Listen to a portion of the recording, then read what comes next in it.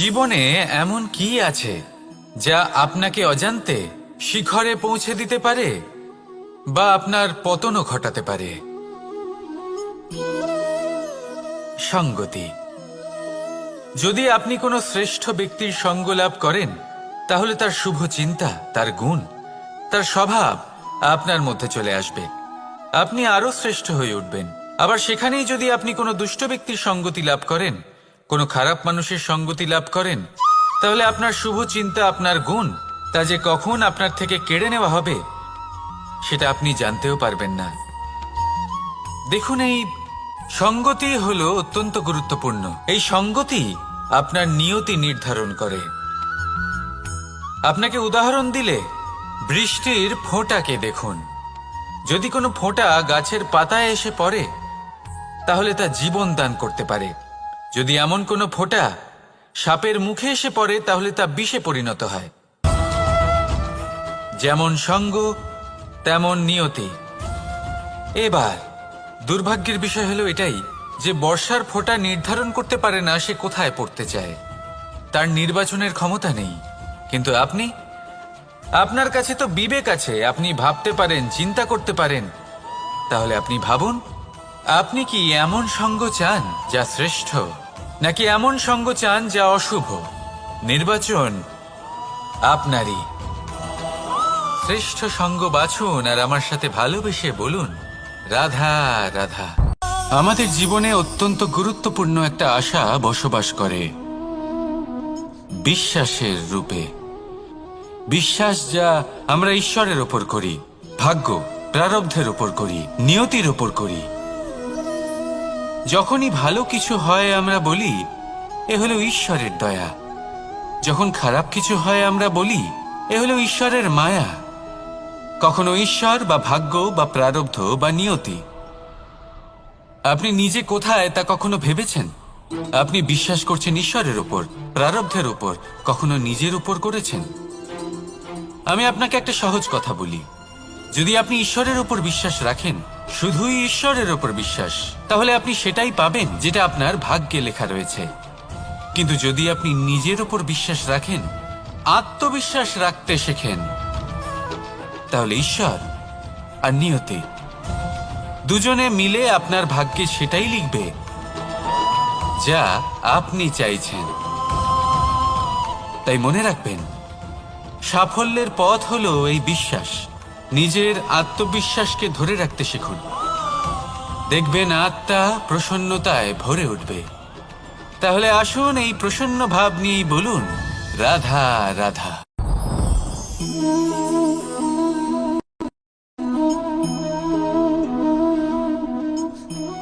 মুক্ত।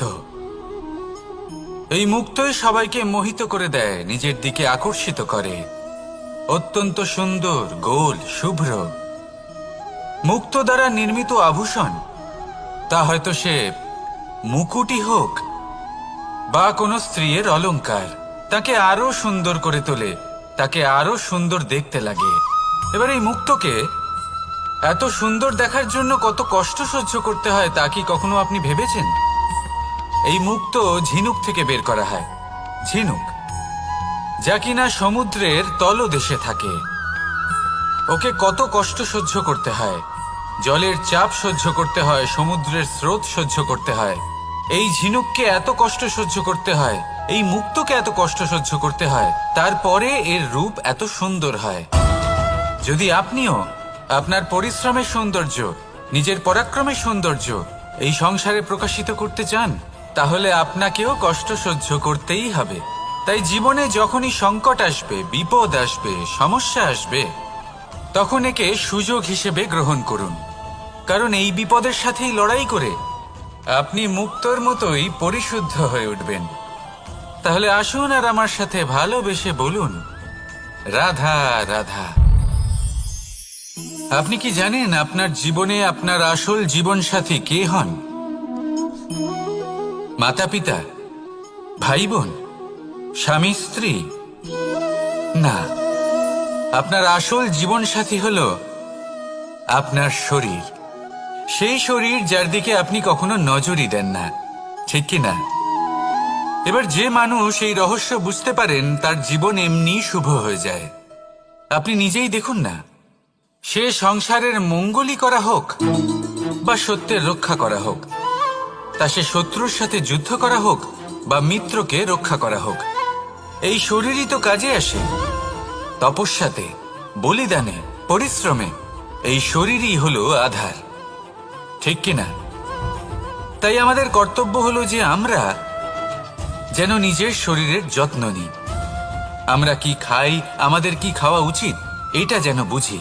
কোনটা সুপাচ্য আর কোনটা নয়, এটা যেন বুঝি।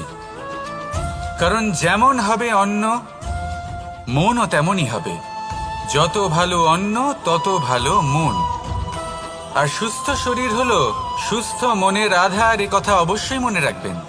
আর যদি মন সুস্থ থাকে তাহলে সকল শুভ উদ্দেশ্য পূর্ণ হবে। তাহলে আসুন আর আমার সাথে ভালোবেসে বলুন, রাধা রাধা।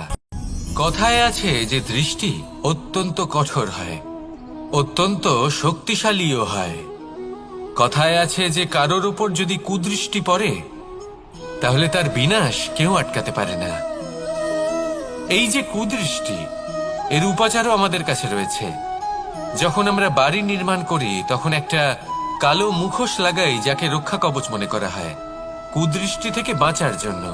যখনই কোনো বাচ্চা বাইরে যায় তখন তার মাথায় আমরা একটা কাজলের টিপ পরিয়ে দিই, কুদৃষ্টি থেকে বাঁচার জন্য। অর্থাৎ এই সংসারে কুদৃষ্টি থেকে বাঁচার উপাচার রয়েছে। উপাচার যদি কিছুর না থেকে থাকে তাহলে তা হলো দৃষ্টিভঙ্গির। যদি আপনার দৃষ্টিভঙ্গি অনুচিত হয় তাহলে আপনার পতন কেউ আটকাতে পারবে না। না পারবে কালো মুখোশ, না কালো টিপ, না স্বয়ং ঈশ্বর। সেই জন্য নিজের দৃষ্টিভঙ্গি শুভ করে তুলুন, সব কিছু শুভই হবে। আসুন আমার সাথে ভালোবেসে বলুন, রাধা রাধা। কথায় আছে যে জীবনের আধার হলো সম্পর্ক, প্রসন্নতারও এবং ঈশ্বরের সাথে দেখা পাওয়ারও।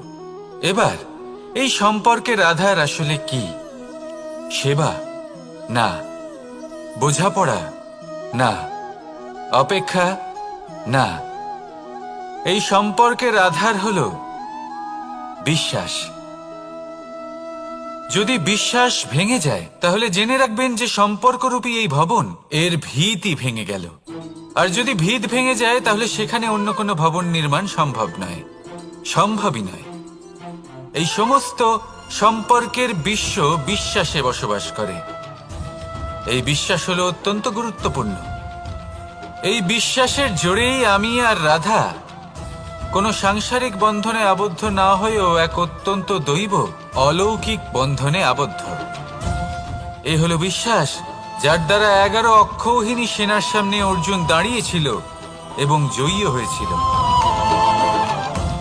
এই বিশ্বাস হলো অত্যন্ত গুরুত্বপূর্ণ, তাই বিশ্বাস